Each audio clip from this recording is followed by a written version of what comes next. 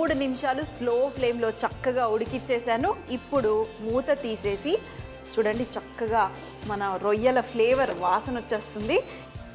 చూడండి, మన ఏదైతే బీరకాయ ఉందో ఈ బీరకాయ కూడా ఇలాగే షేప్లో ఉండాలి. ఎందుకంటే మనం రొయ్యలు వేస్తున్నాం కదా, మనం బీరకాయ వేసామని తెలియాలి. అందుకనే ఈ బీరకాయను కూడా ఎక్కువగా ఉడకనివ్వకండి. మనము తినేటప్పుడు లైట్గా బైట్ అనేది తగలాల్సిందే.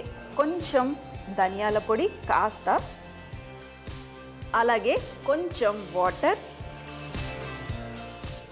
మీరు గ్రేవీ కావాలి అనంటే కొంచెం వాటర్ ఎక్కువగా వేసుకోండి, లేదు డ్రైగా కావాలి అనంటే వాటర్ని తగ్గించేసేయండి. ఇప్పుడు మనం ఫ్లేమ్ పెంచేసి మన రొయ్యల్ని కూడా ఏవైతే ఫస్ట్ ఫ్రై చేసుకున్నామో కొంచెం ఆయిల్లో వేగనిచ్చాం కదా, వీటిని కూడా ఇందులో వేసేద్దాం. వేసేసి ఒక్కసారి మిక్స్. అలాగే మరి కొబ్బరి వేసుకున్నాం, పచ్చి కొబ్బరి, అలాగే కొబ్బరి పాలు కూడా.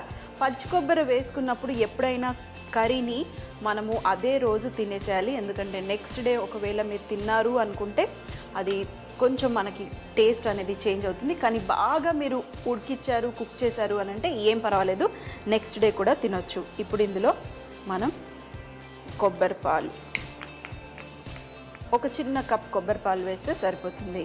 వేసేసిన తర్వాత కలర్ మొత్తం చేంజ్, మన రొయ్యలు కనిపిస్తున్నాయి, అలాగే బీరకాయ కనిపిస్తుంది. ఇప్పుడు మనం టేస్ట్ చేసిద్దాం. టేస్ట్ చేసి సాల్ట్ అలాగే మన చిల్లీ పౌడరు సరిపోతే సరిపోయింది, ఇంకా స్టవ్ ఆఫ్ చేయాల్సిందే.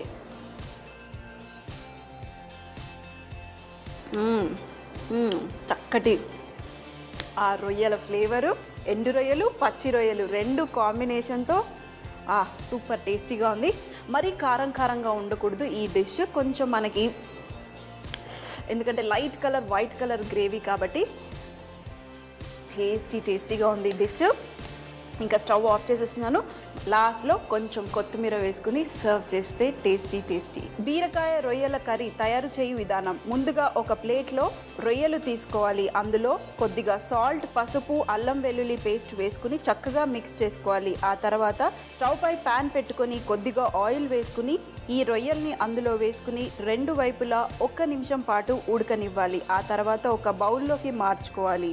ఇప్పుడు మిక్సీ జార్లో కొబ్బరి, ఇలాచి, లవంగ, పట్ట, అలాగే కొద్దిగా షాహీ జీరా మరియు ఉల్లిపాయ, పచ్చిమిరపకాయలు వేసుకుని బరకుగా గ్రైండ్ చేసి పెట్టుకోవాలి. ఇప్పుడు స్టవ్ పై అదే ఆయిల్లో కొద్దిగా ఆవాలు, జీలకర్ర, అలాగే గ్రైండ్ చేసి పెట్టుకున్న పేస్ట్ని వేసుకుని 1 నిమిషం పాటు చక్కగా వేగనివ్వాలి. ఆ తర్వాత చిన్న ముక్కలుగా కట్ చేసుకున్న బీరకాయను కూడా వేసుకుని కొద్దిగా అల్లం వెల్లుల్లి పేస్ట్, అలాగే పసుపు వేసుకుని మరికొంచెం సాల్ట్ వేసుకుని మరొక 2 లేదా 3 నిమిషాల పాటు కొద్దిగా నీళ్లు వేసుకుని చక్కగా స్లో ఫ్లేమ్లో మూత పెట్టుకొని ఉడకనివ్వాలి. బీరకాయ ఉడికిన తర్వాత ఇందులో వేయించి పెట్టుకున్న రొయ్యలు, అలాగే కొద్దిగా ధనియాల పొడి, అలాగే కొబ్బరి పాలు వేసుకుని ఒక 2 నిమిషాల పాటు చక్కగా ఉడకనివ్వాలి. ఆ తర్వాత స్టవ్ ఆఫ్ చేసుకుని చివరగా కొత్తిమీరతో గార్నిష్ చేసి సర్వ్ చేస్తే చాలా బాగుంటుంది.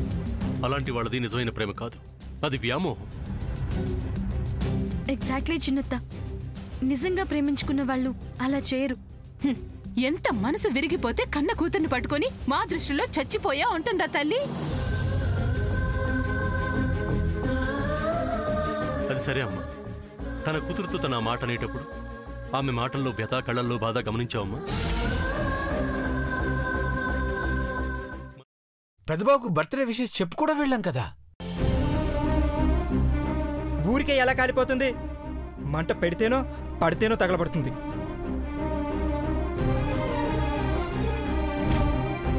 కరెక్ట్ చిన్నబాబు, నీకొచ్చినట్టే నాకు డౌట్ వచ్చింది. పార్వతే షర్టును తగలబెట్టిందనుకుంటా.